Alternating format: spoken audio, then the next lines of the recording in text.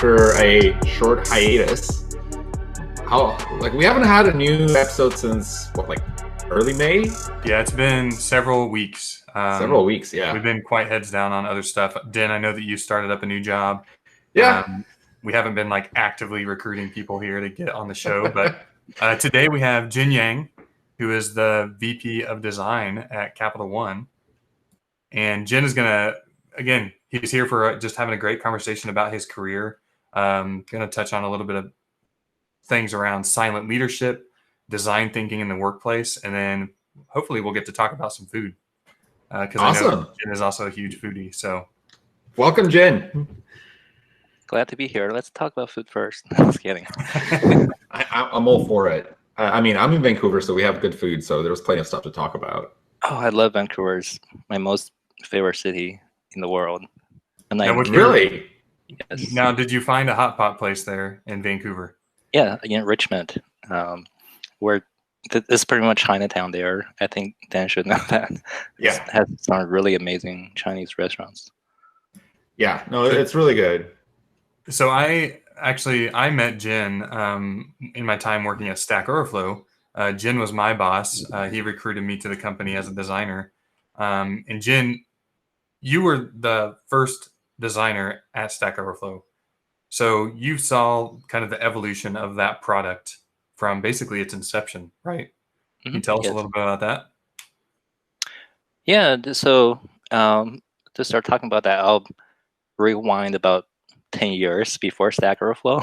So in the early 2000s, actually rewind 6 years, about 2001 to 2004, I worked for GlaxoSmithKline, GSK, in the Research Triangle Park in North Carolina. That's where I met Jeff Atwood and Jared Dixon. They were on my team.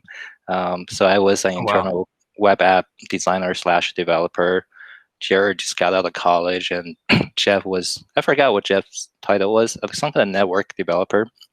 And Jeff and I quickly became friends because we were gaming nerds, and he used to come to my house, have LAN party with me. Do you remember LAN party back in the day? Oh my gosh. Yes. I still remember he's custom this little portable gaming PC with a door handle mounted on top, so he could just lift the box.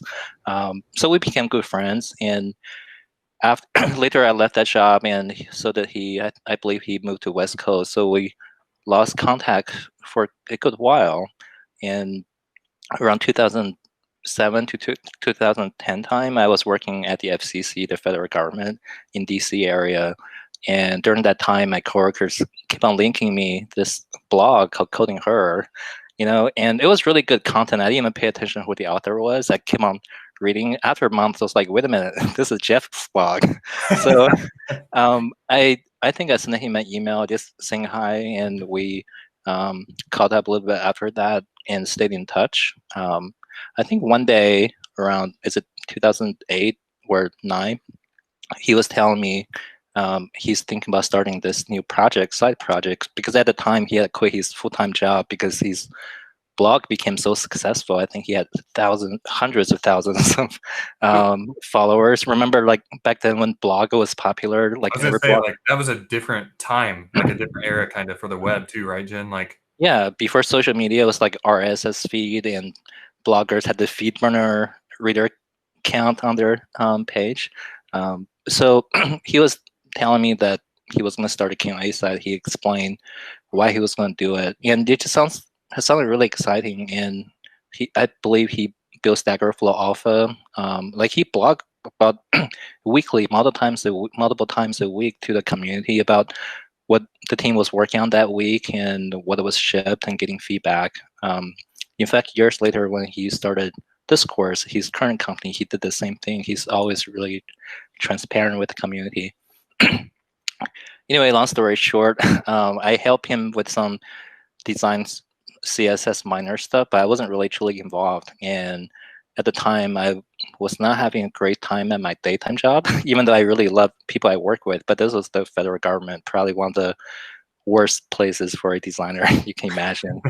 You can work there for years and not shipping anything out just because it's heavily regulated. There was bureaucracy, a lot of office politics. And I remember the day I read, I think somewhere on TechCrunch is that Stack Overflow raised $6 million in funding. Literally that morning, I sent Jeff an email. It just contained one line. I think it was something like, "Hire me, I'll bust my ass for you," and that was it. And in the story after that was kind of interesting. And Jeff said, "Well, I would love to have you work here, but you have to talk to our CEO, Joe Spolsky," because Jeff is just one of the two co-founders. And I knew who Joel was too, because I was a big fan of his blogs too. He wrote a lot of really good articles on hiring good people and let them do their thing, and gave employees really good benefits like private offices and things like that. And I talked to him. I remember we had a Skype interview because back then, before all the stuff we have now, there was Skype, right?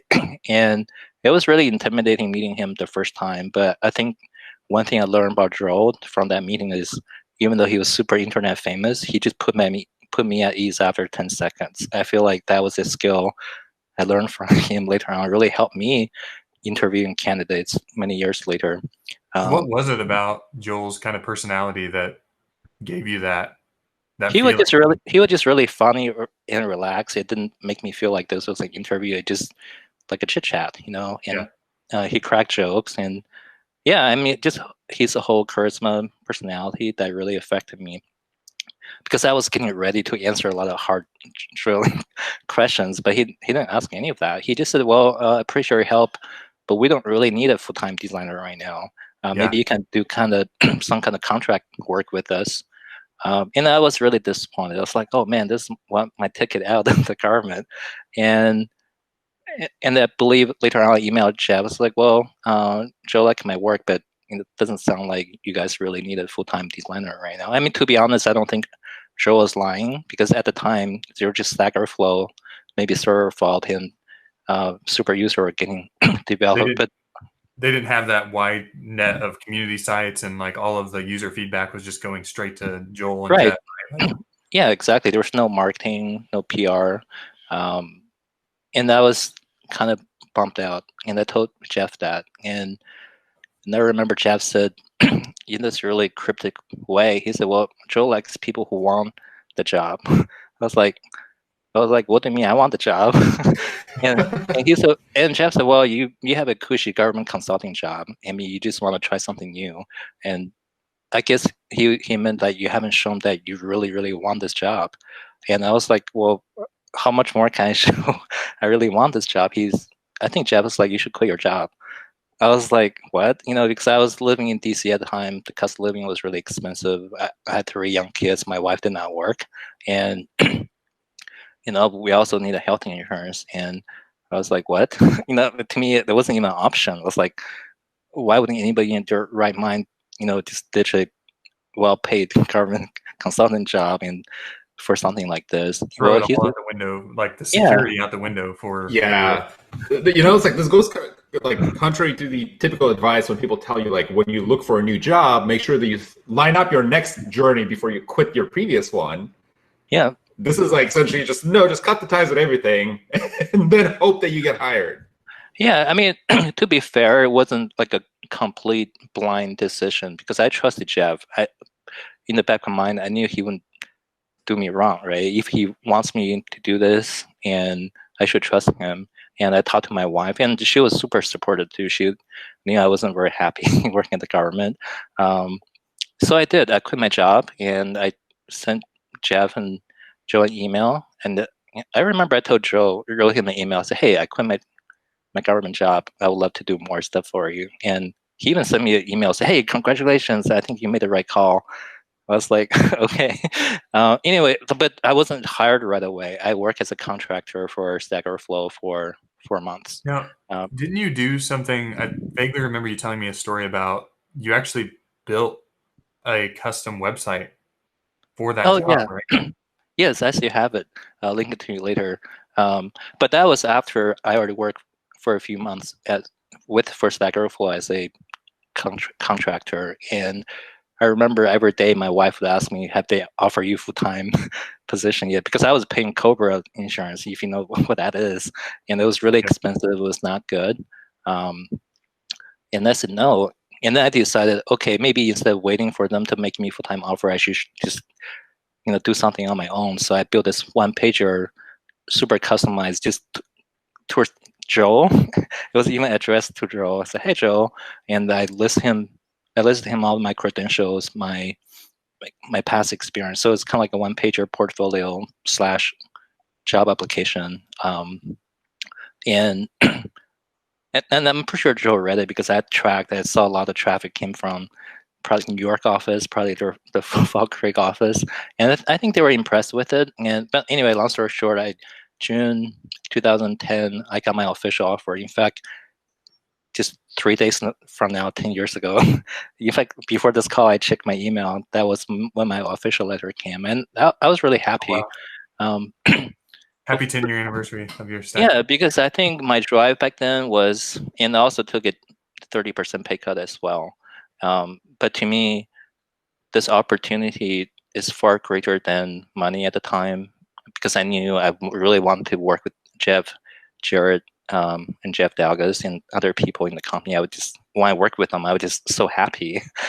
So to me, it was worth it. And plus, we were building something really great too. It was a product I believed in, because at the time, there weren't a lot of good websites for programmer Q&A. There was Experts Exchange everybody hated, right? They got a lot of content and put on a paywall, and they did these masking to do the cheap Google SEO trick. Yeah. I avoided that site at all costs. I remember when you would search for a programming issue and you'd be like, "Oh, I get this error in my C# compiler," and the first result would be Experts Exchange. And I just remember just like, "Oh, how do I block all the results coming from this site across all search engines that I ever use?"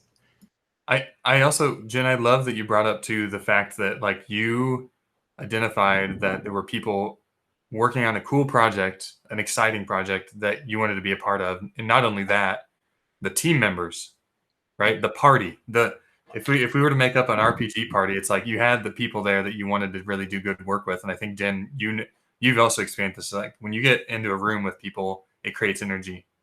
Yeah, right? Absolutely. I still value that today. To me, who I work with is probably #1 factor, if not in the top 2. What's number 2?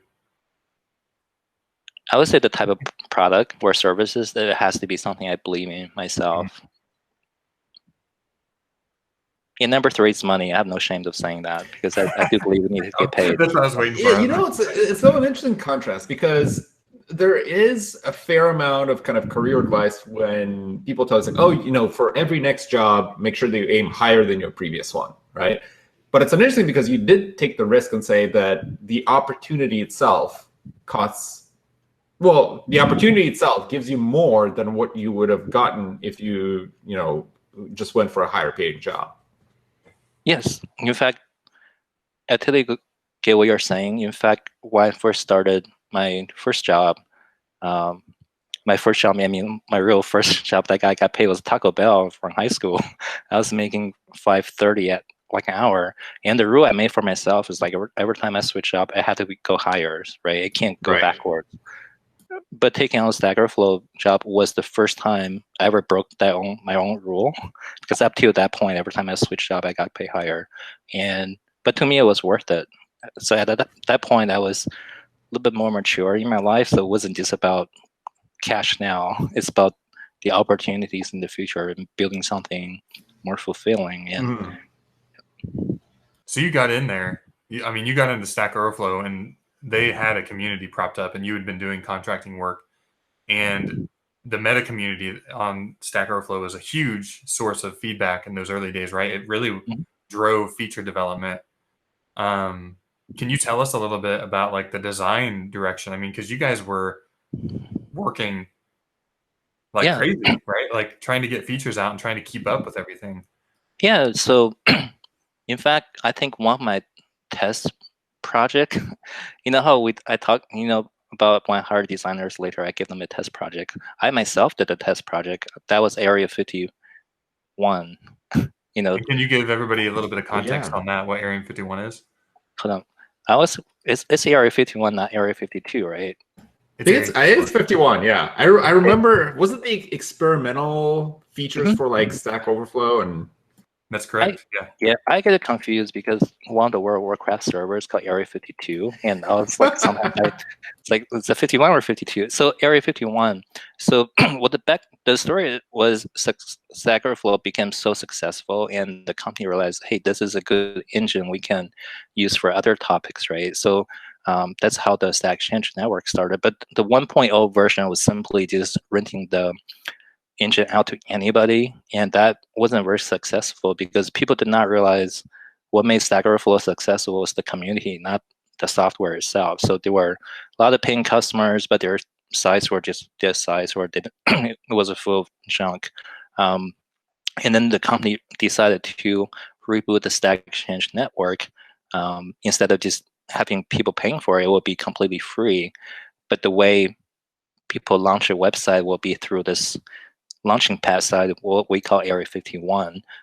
For example, if you you want to start a Q&A community on, I don't know, moon rocks and whatever you want, and you propose it there, and you get your friends who are also interested in talking about moon rocks. They're like the backers, so they has this launch process. So if you get enough backers, you see the website with uh, some default Q&A questions and answers. So once we do launch the site, it's not like a completely empty site. That was the process.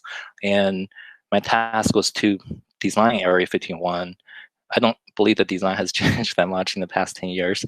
And I remember the direction I was given was these two illustrations with these aliens and UFOs. And I was told Joel really likes the artist style. And that's the only asset I had to work with. And I realized, in fact, I blog about that too. I can link you later. My thinking was Stack Overflow at the time, the design was so Spartan. It wasn't, almost didn't look like it was designed, which is okay for the programmer community.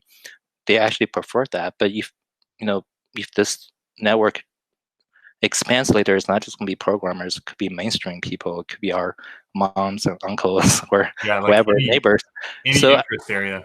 yeah, so I wanted to make it a little bit more friendly, more playful, and these illustrations actually fit that look and feel perfectly. So I just designed layout, a couple of designs really quickly overnight. I sent it over, and Jeff said, "Oh, the team really liked it." So that was kind of my my test project, I guess.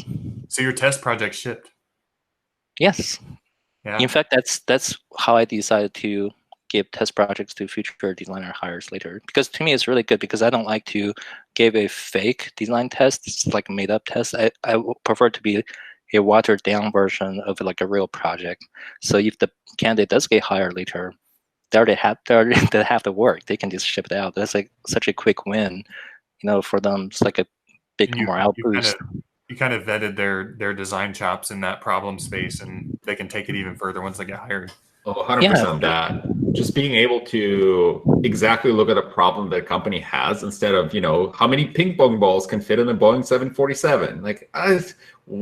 Yeah, they can give you some idea of how they can estimate volume, but it doesn't really tell you much about their problem solving skills when it comes to your product. Yeah, and I never. Parts of being involved with that at Stack. So I was on the team when we were doing that, actively trying to get new people on, and it was great to see like the diversity of thought. You would see a lot of the same trends, and so you could very quickly identify whether this was like a novel thought on a like a permutation on an idea or not. So it kind of helped also to like verify like, hey, is this person like thinking in a diverse or a new way that we didn't even see, and I think that's a really powerful part of it too. Yep. Sorry, that was a long answer to your question. I don't think I even answered it, Courtney.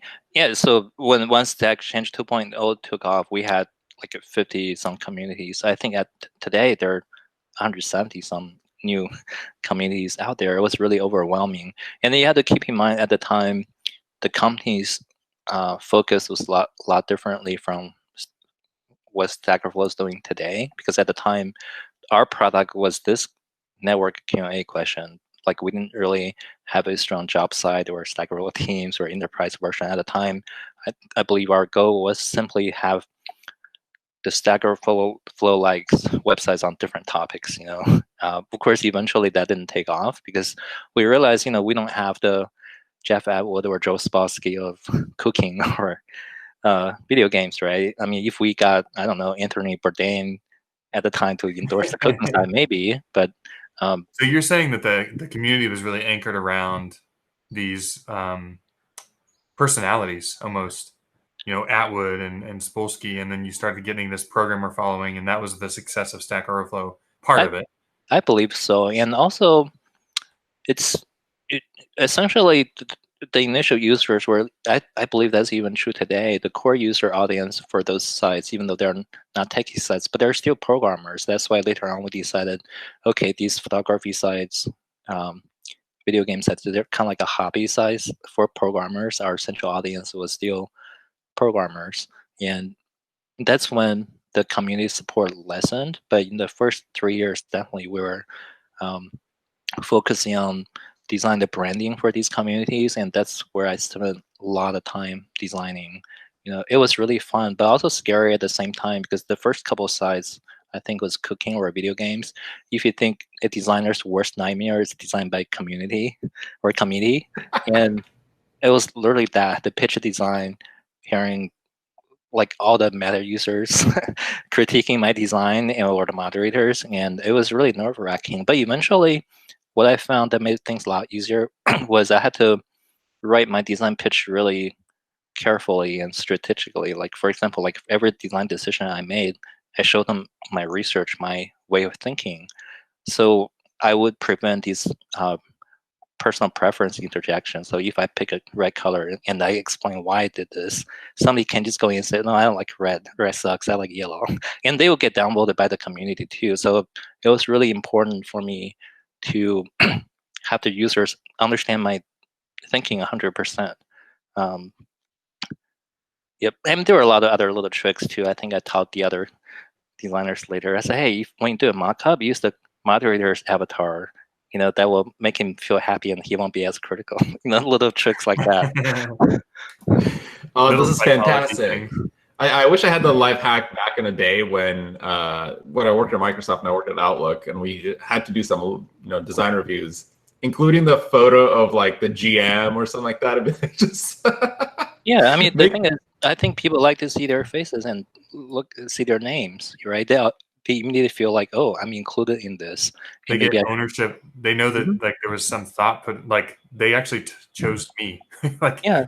there's Yeah, eventually, I think my advantage over the designers are hard later, because I did spend a lot of time building that relationship with the community. So I did gain sort of reputation. So whenever I made my first meta post on a beta site that's about a graduate, and people just shared, because I was kind of like the bearer of good news when their website becomes a real website, because that's the whole process. Jim posts like a email, post a meta post, give them a heads up, say, hey, I'm working on your design, and they were looking forward to it. So it was actually a really, really awesome experience. I feel like the advantage the designers they were brought on later is like they didn't have, it's almost, I know it was not fair to them, because they had to prove themselves like I did, because the community didn't know who they were. They were like, oh, why is this guy designing our website, not Jin, right? I had to introduce them to it. And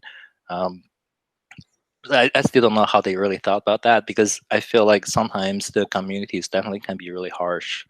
Um, and that I just tell everybody, to grow a thick skin. You're a designer. you told us grow thick skin. It's going to be like a critique you've never experienced in your life, and boil the frog. so think that's knowing Yeah. that and many having times. that, yeah, like having that reputation. Have people ever reached out to you knowing that you are the bearer of good news, of kind of saying like, hey, like, can you help my community get started, or like, can you have like short circuit essentially the process? Have people ever reached out to you about that? Yeah, the people did ping me in chat room that, but we mostly had community managers dealt with that, because it's not like we arbitrarily decided which site to graduate. We just went with metrics, like what is the site activity, how many new questions and answers posted. So our community manager team did a really good job with that. So So That's shifting awesome. gears, I wanted to make sure we touch on like your kind of thoughts on leadership, because you've had to build a design team at Stack Overflow. You built a team at TopTal, a high performing team there, and then now you're at Capital One. So I think you have a kind of a unique take on leadership style and like what you are looking for in people to work with, right? Now, I'm not just talking about designers, but I'm talking about anybody that you're going to work with, right? Yeah, gosh, have a lot of opinions and thoughts. Well, first of all, I don't want to come off as telling you what to do because I've discovered there are so many different leader styles that all will work really well. And what I'm about to say is like after years, I found out what works best for me. I do believe in servant leadership, and because that's something we Joe Spolsky preached at Stack Overflow. I believe he personally did a really good job at that too. Um, and I was looking back early on in my career, especially in my early 20s, or even like late 20s. I used to think leadership and management are the same thing. So leadership skills is management skill because often you just have a boss, right? The boss is the leader, also the manager. A lot of times they literally have manager in their job title. And then later on I realized those two are completely two sets of skills. Often they do overlap, they do fall on the same person. Um, and to me, leadership is somebody who inspires you, who somebody who can make you better than like like what you are, and they really believe in you, and because of them, you leveled up. For example, Jeff Atwood was a really good leader for me in that regard. He wasn't like a people's manager, but he inspired me. He challenged me. He made me believe in all the product features he wanted to do, and he was really good at convincing people doing that. Um, and also I definitely believe in. I don't know. I don't necessarily know if silent leadership is the same as servant leadership because I feel like it depends on your temperament and personality, right? If you're really extroverted, you may not be as silent as somebody like me. I consider myself more introverted, but ultimately, it's all about supporting the team. So as a leader, my job is to set a vision for the team, establish a team culture, and then just let the team take it from there. Make sure that what they're supported. And other part of my responsibility is to keep on bringing even better designers for the team. Make sure this team collectively level up as well. For example, at Stack Overflow, my advantage was, I was the first designer. I knew exactly what the company needed at the time, what our culture was, what our mission statement was. I was able to hire people more aligned towards that goal. And when benchmark, I did actually, Joe told us that he said every time you hire somebody, that person should be even better than your existing team. So that way, over time, your team will Yep. get better and better, right? And I felt like I did that. Um, for example, according we used to talk about this, like every designer I hired on team, they were so specialized in certain area. I felt like no, the existing team did not have that. So then they can teach the rest of the team and level up. Um, I feel Yeah, like my I think that actually shines back into one of our like nerdy interests here, which is like you were a World of Warcraft guild leader. Like you understood what you were going into a raid and you had yeah to build a party that's well balanced, right? Or tailored to the challenge. And yeah I think that your team building almost reflected like we need to have a group of skills that collectively can meet the challenge and not necessarily all of them are unicorns, right? Yeah, I remember when I was at Top Talk not that long ago, I gave one of the co-founders a presentation. It was literally about World of Warcraft and leadership skills.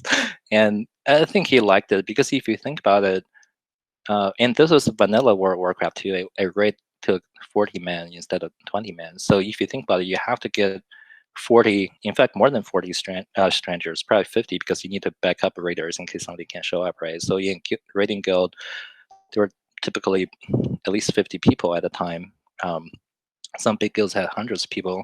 So anyway, you have 40 completely different strangers. You have to get them to show up sometimes 4 or 5 times a night for hours at a time, accomplish this really hard mission. You may fail over and over again. You have to make sure you keep everybody's morale high, really learn from your mistakes. And once you've done that boss, you get these pixel loose. How do you distribute those fairly?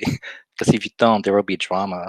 And that happened a lot, right? And so a lot of those skills do mirror to real workspace management skills. And it's And all remote. It's all through an avatar on voice chat, right?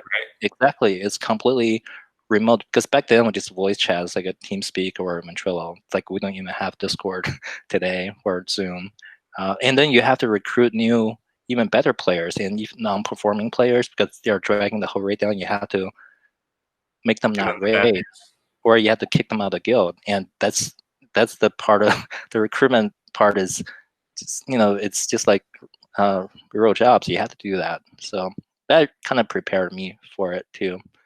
Because my personal opinion is that anytime you have an organization of any sort with people, whether it's Warcraft guild or workplace, to me it's a high school. You have all sorts of personality, just like high school. You have your cliquey, popular people. You have loners. It's like you have to deal with that. How do you? It seems like you have a very big emphasis on growing fantastic talent, on hiring fantastic talent. In your position, how do you balance that out with contributing to the kind of design ethos of your company, right? Because if you're focused too much on the people side, that means you eat away from time that you could be focusing on design and building, say, the design system for what you're working on. What's your kind of philosophy just balancing that out? That's a really good question. I think every company is different. So in a small startup, I probably would spend more time building the initial team and then later on focus on design directions. I mean, looking back, I don't want this conversation just about my successes. I can tell you a lot about my failures. In fact, I love learning other companies or people's failures, and I think people can learn better. I felt like when I was building the team, a few mistakes I was making as the team grew bigger, I was still working as an IC. Eventually to half time, quarter time. At some point, I realized I just can't do IC work and management work anymore. I just need to focus on one. And to be honest, I really thought just continue to be a designer, regular designer on team, maybe have somebody else who's more experienced design leader come in, take over the team. But I felt like I wasn't comfortable with that now because I was possessive, just because there's no guarantee. I feel like there's a hard chance for me to become that leader because I definitely was not that leader at the time. I was just somebody who was just pretty decent designer, I think, and hired more designers. That was my only contribution at the point. And to me, that was a good time for me to grow my leadership style. So I decided to go full-time designing. But even then, I felt like I did not give the team clear directions. My focus was making sure they're happy. That was my number one goal, to make sure this is really happy, fulfilling, supported team, because the company has such a strong people culture at the time. But I feel like design direction-wise, I could have been a lot more involved. So for my next job, TopTal, I was the VP of design there, and the situation was a lot different because I didn't get to build a design team from scratch. In fact, I inherited an existing design team who were also really talented, but there were a lot of other issues like morale, burnout issues, or trust issues with other teams like PM team, engineering team.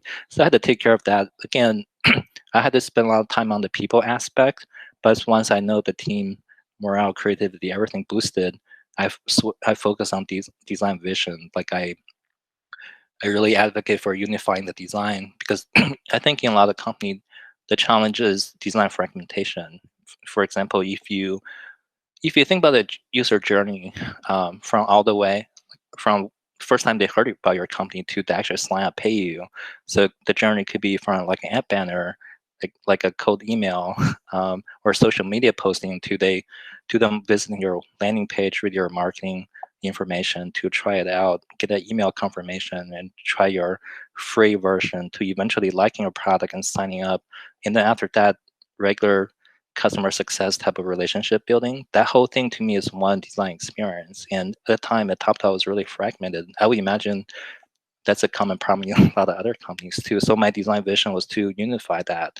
And in order to do that, I had all my design teams just really act like a one team because I led brand marketing design team, growth design team, and product design team. I told them, you're not designing separate designs. Doesn't matter what your job title says. You're designing one design experience. You're just working on different stages of that. So we built a really robust design system, not only visually, but also branding message, copywriting. As a company, what is our personality? How do we write that? So we worked with the brand team a lot with their content strategists. So it was really cool to see. I was really proud of that team. I still talk to the team.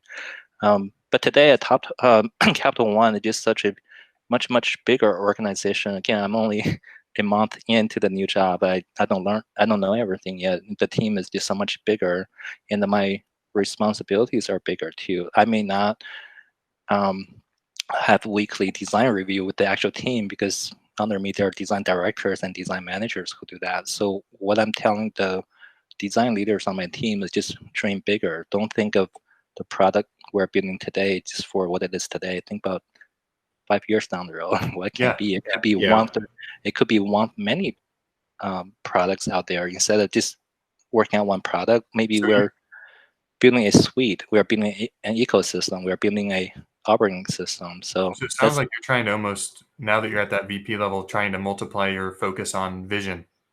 Set the vision, right? Set the vision and now multiply it like to all of those managers. I think, yes, exactly. I think at the executive level, it is about vision setting and also make sure you provide a really good environment for a team. I spent half my team actually meeting not the design team members, but stakeholders, for example, VP of product, engineering, a lot of PMs, just make sure we have a good process that's consistent.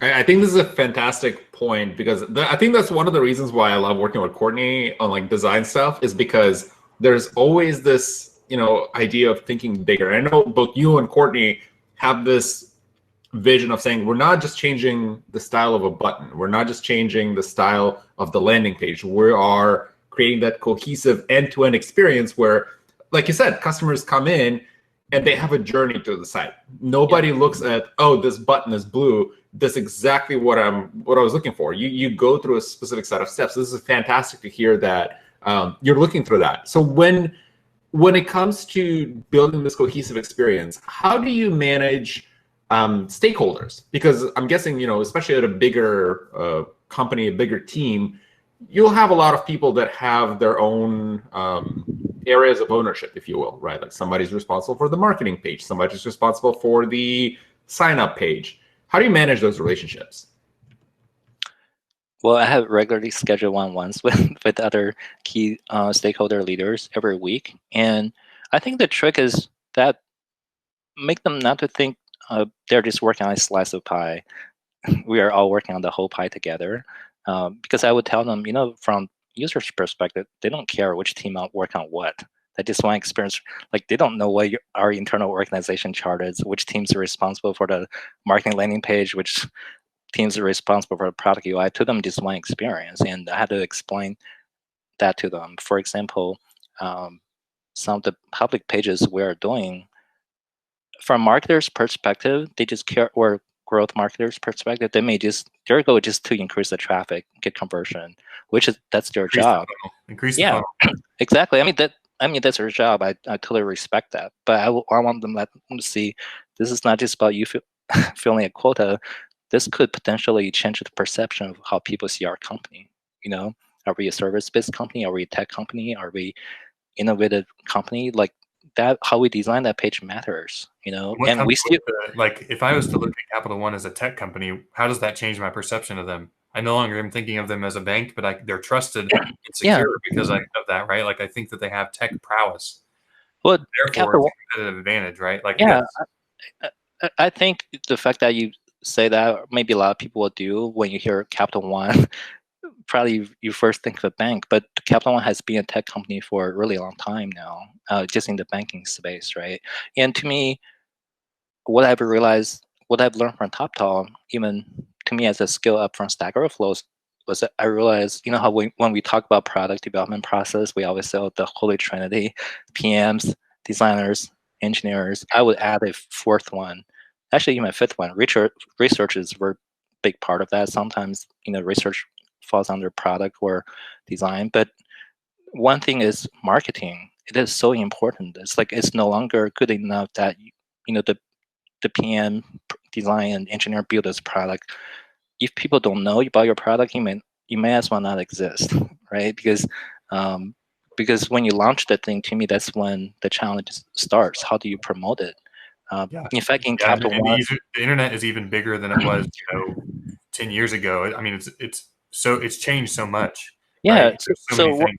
One company I actually really respect, in fact, I've used several times internally during conversations, is actually Microsoft. And I tell the team, it's like Microsoft, all companies spend, I don't know how much you guys spend, but I would imagine at least tens of millions on developer relationship and evangelism, right? And I was like, why does Microsoft even need to know that, right? They're the OG developer company, but even Microsoft knows how important marketing is, right? And they probably spend hundreds of millions of dollars. I don't know. I think that what we just recently saw with Basecamp's launching of Hey is like it's like a masterclass on like basically your brand value and how when you need to leverage it, you want to be in good with your audience, right? Because they can do a lot of work for you that you don't have to. That it just eases your burden so much to have Exactly. that kind of tie. Marketing is such an important thing. That's why I feel like marketing should be brought in early on as well when we are about to build a product, so marketers learn, okay, what is our product about, who are we targeting, what's our brand image, so I think they work on. the old school, like you got to be able to write the pitch, write the press release. It gets a lot of bad rap, right? Because when people assume marketing, your first hunch is like, oh, these are just the people that like I can build my product, I can design it, hand it off to marketing to sell it. Like they'll figure it out. They send emails, they make all these pages, but in reality, they play a much bigger role. Where with Jen and Courtney, what you're alluding to, this is kind of building out that name and saying that the brand of product X stands for security. It stands for trust. It stands for certain things that customers appreciate. Yeah, to me, it's not fluff. I mean, assuming the marketers are good, right? They know. I mean, obviously bad marketing as well, or they just make me cringe, right? But I feel like good marketing really will help to get your product out there. Because some of the companies I really respect, I feel like they do amazing marketing. It's like Nike. If you think about Nike, just make shoes. But when we think of Nike, we don't think there's a pair of sneakers. We think of athleticism, right? Sweating athletes that drive and make you to have that positive feeling. So it's almost like a life brand, because I feel like any brand that becomes like life brand, that's like the pinnacle. They have reached that. They become part of your life. You don't see them just as a company trying to get your money, and you want to be part of that too. Yeah, like like a company like Patagonia, it's like they make jackets and stuff. But that's like a lifestyle brand. It's an apparel brand, but it's a lifestyle brand. Right, but they also build that image of trust, right? Like when you think of Patagonia, you think of something that you can trust the company. Their policies are just fantastic, right? But it's all part of that marketing story where it's like, so many companies will nickel and dime you on things like product exchanges, or you have a broken product, they say, yep, not wash our hands, not our problem. Versus they can say, hey, like for the lifetime of your jacket, you can send it over to us, we'll fix it for free. That's amazing. I love looking too at like brands, like Twitch is a great example of a place that took like basically a tool. They're like a website that's like providing just a service, but they're like a brand now for gaming. Like you think of Twitch, you think of gaming, right? Like it's so closely associated. To me, it's so interesting. Marketing these days it can be done in so many ways. So like I mentioned Microsoft, to me, that's still pretty traditional way of marketing, right? Hold conferences, have a big evangelism department.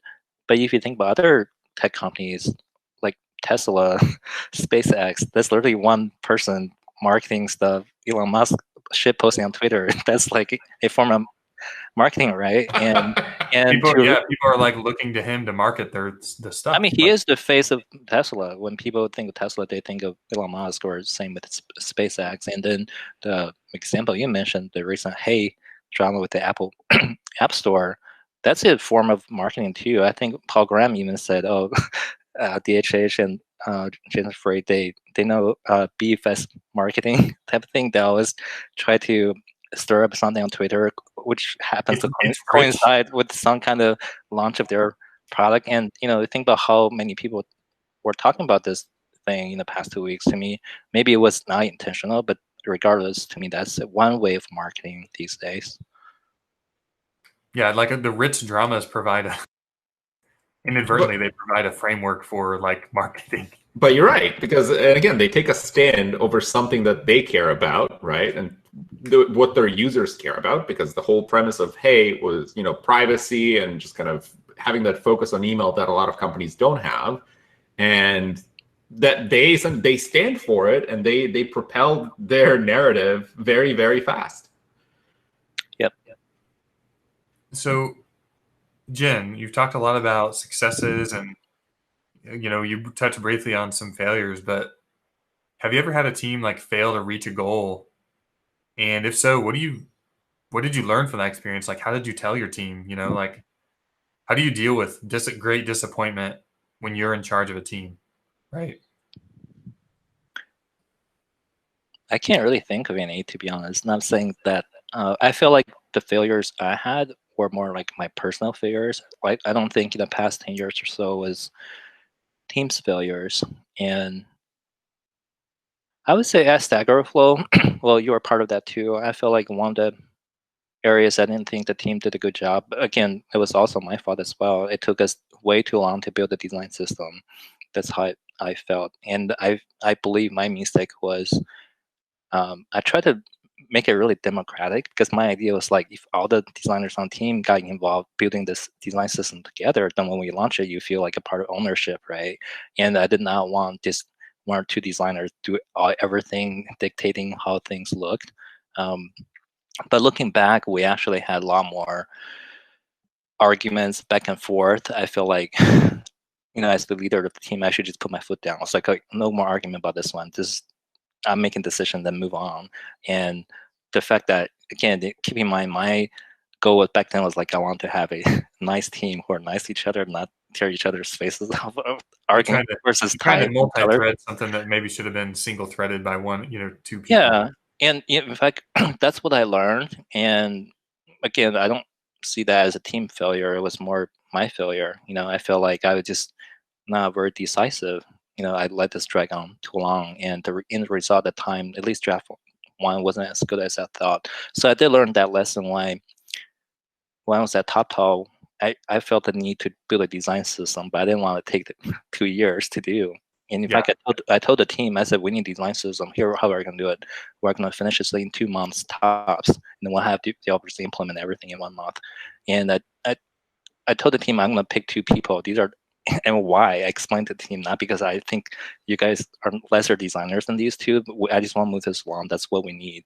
And if these designers have disagreements, I'll come and make the decision. That's it. Move on to the next one.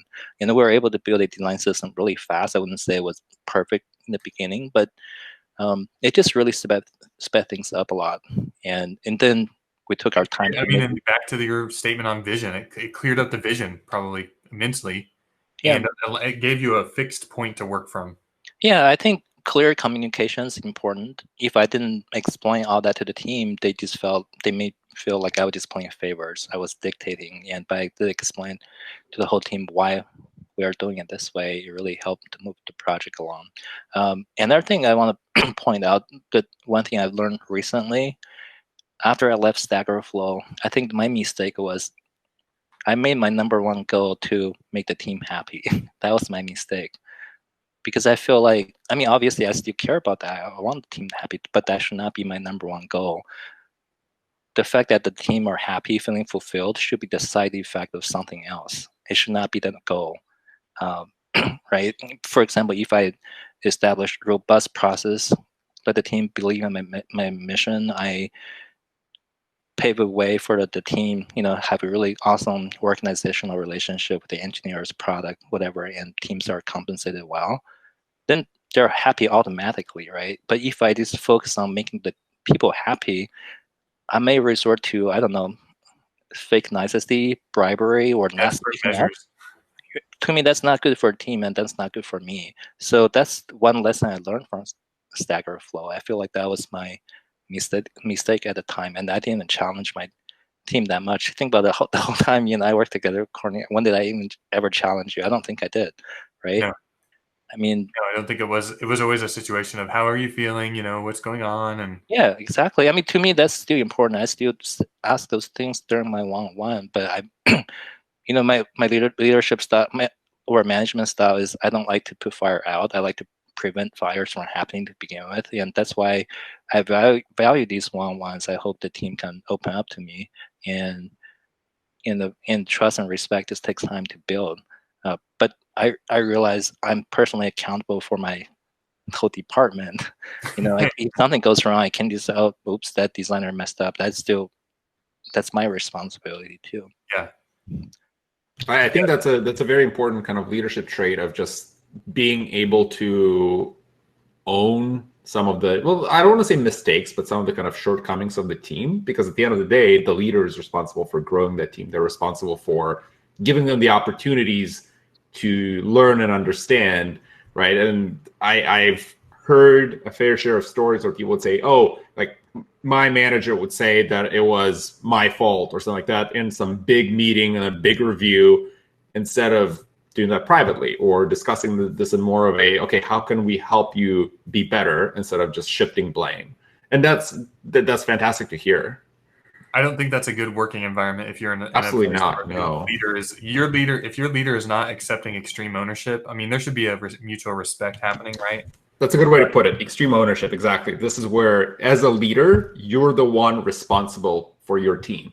Like you're responsible for the success when your team succeeds, and you're responsible for when your team doesn't. And I think that's also an interesting pivot to that, is when your team succeeds, you should be very generous in giving the credit and saying, oh, it's actually like, Courtney is the one that came up with this idea and he was fantastic at it, versus saying, oh, this is me. It's all me. But when it comes to blame, it's kind of the opposite. Yeah, it's almost like you have to protect. Right. Absolutely. Right.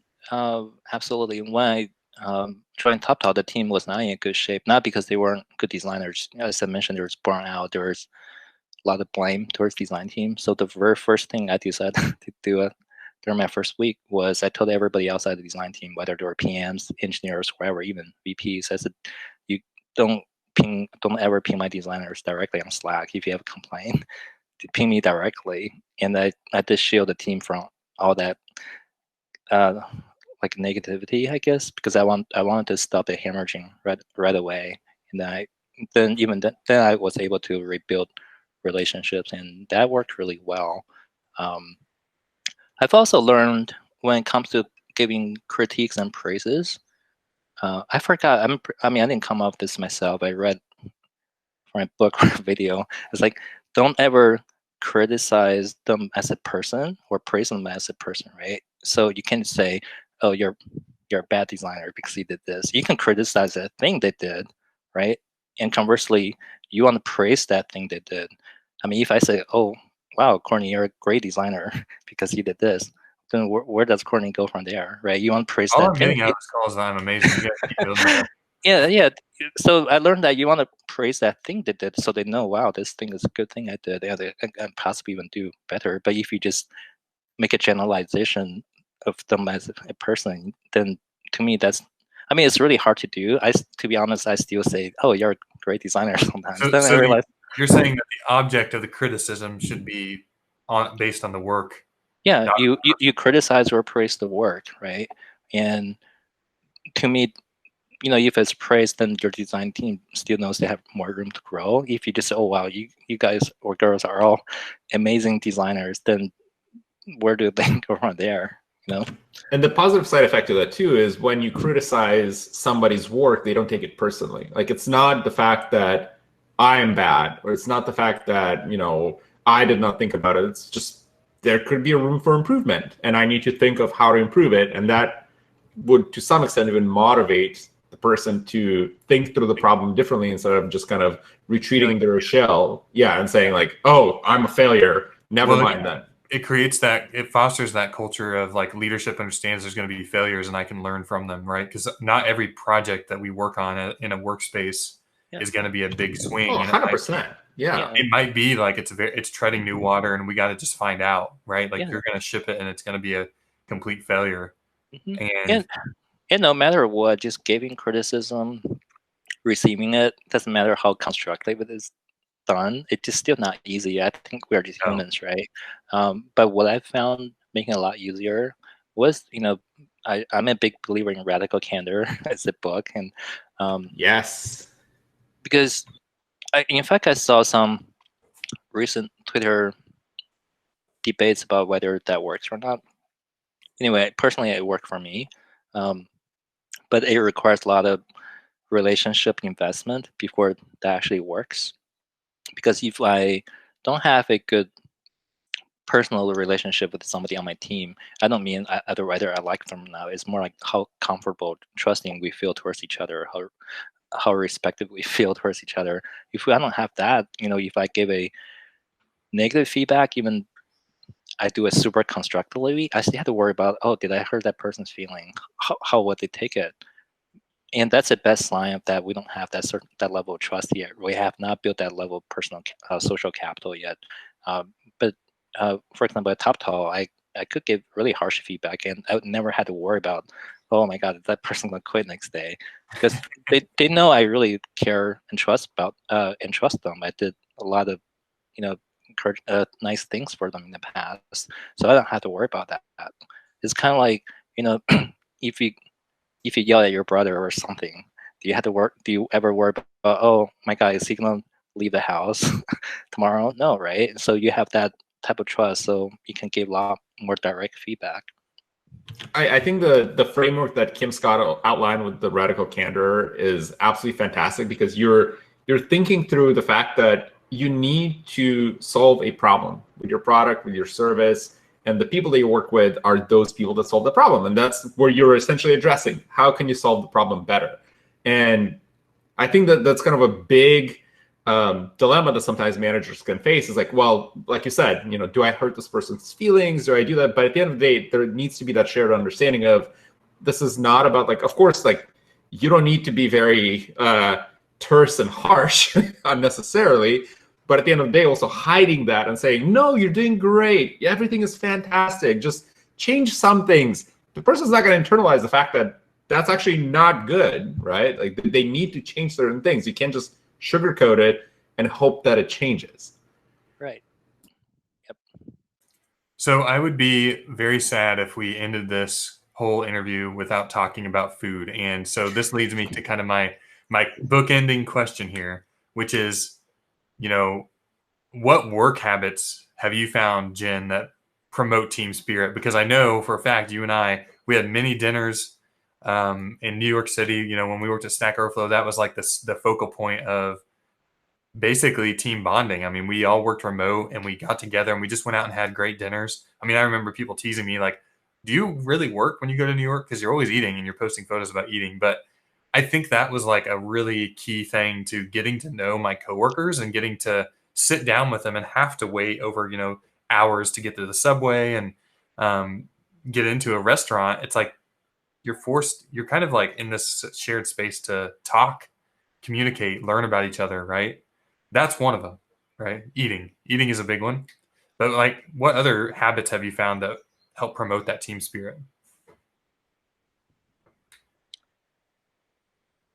Eating. I'm trying to think hard.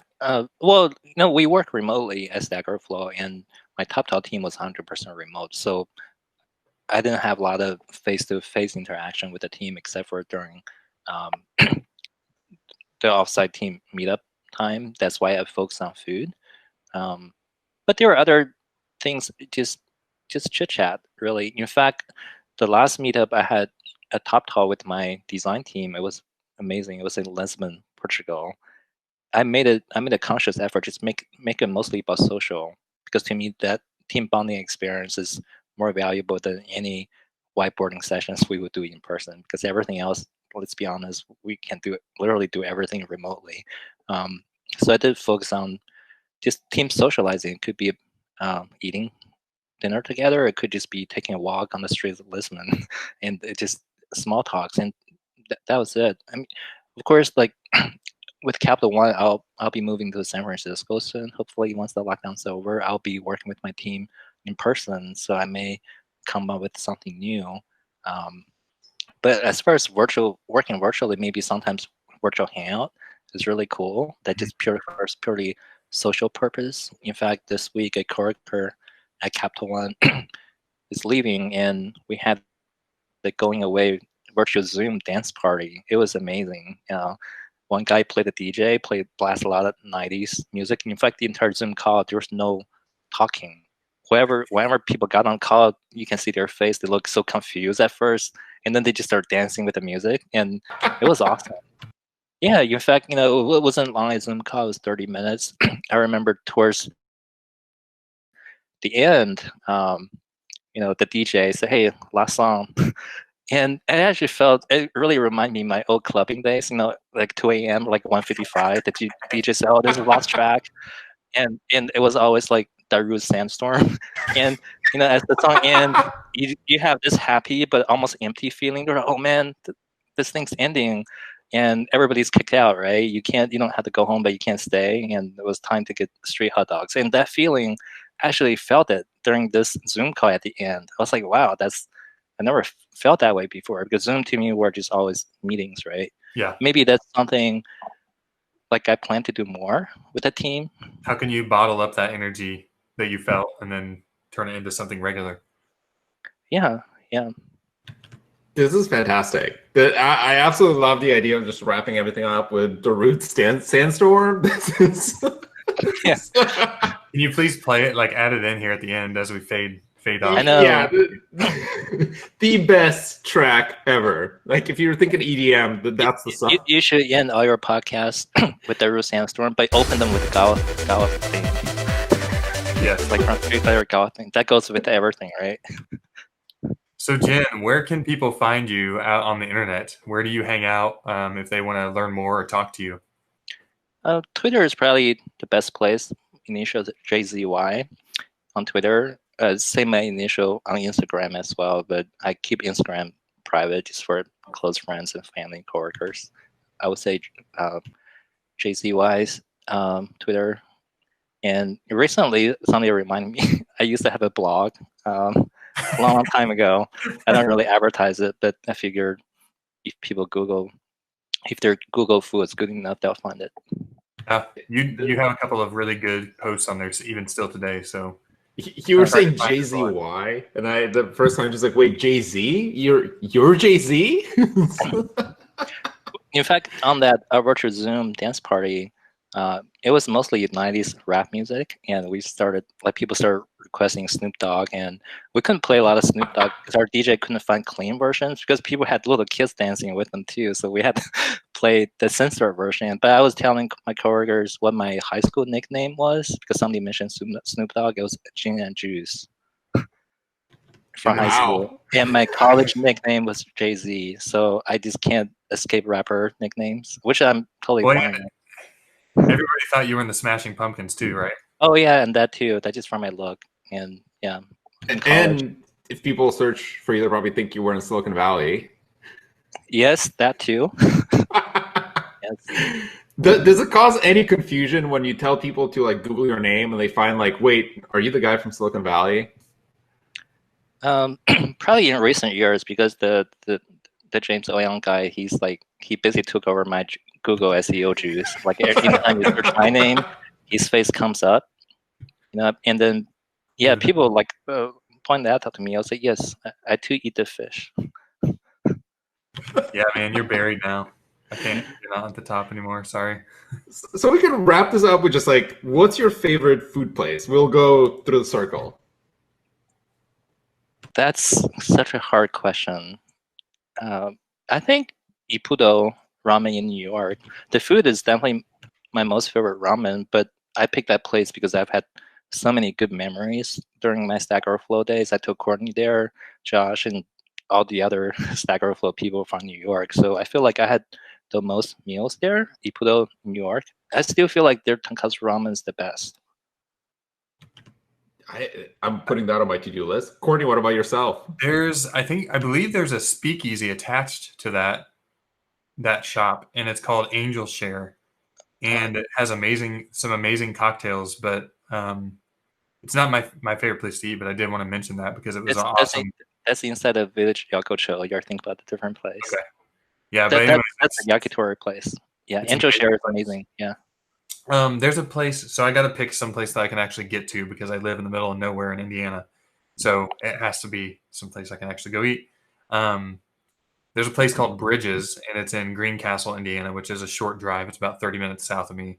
They have an amazing pizza oven there. It's actually been imported from Greece. It's a very kind of upscale restaurant, but they have an awesome pizza that has a jam on it. Actually, it's like a really rich grape jam jelly. It's really good. That's awesome. Yeah, for me it'd be Maritama ramen. I'll echo Jin's comments that ramen is my probably favorite food, and there's one in West End in Vancouver that it's fantastic. I went there. It's amazing. There's always a line. Like no matter what, like it's rain or shine, there's always people standing outside. But West End, you're talking about that one street that has all the ramen places. Yes. Right? Like Japantown. Yeah. Yep. We went there before. It's amazing. It's fantastic. Well, thanks so much, Jin, for being here. This is great. We got more than an hour of good stuff. Yep. Yeah. Thank you so much for having me. It's good to see you in person virtually for the first time, Ben. Yeah, very much mutual. And hopefully this is not the last episode where we're talking, because I feel like there's a list of topics. Oh yeah. I have a part 2 after you've been at CapitalOne for a while, and you can absolutely what you've learned there. So great. Awesome. Thanks, Jin. See you guys. Let's see. Okay. Stop and record.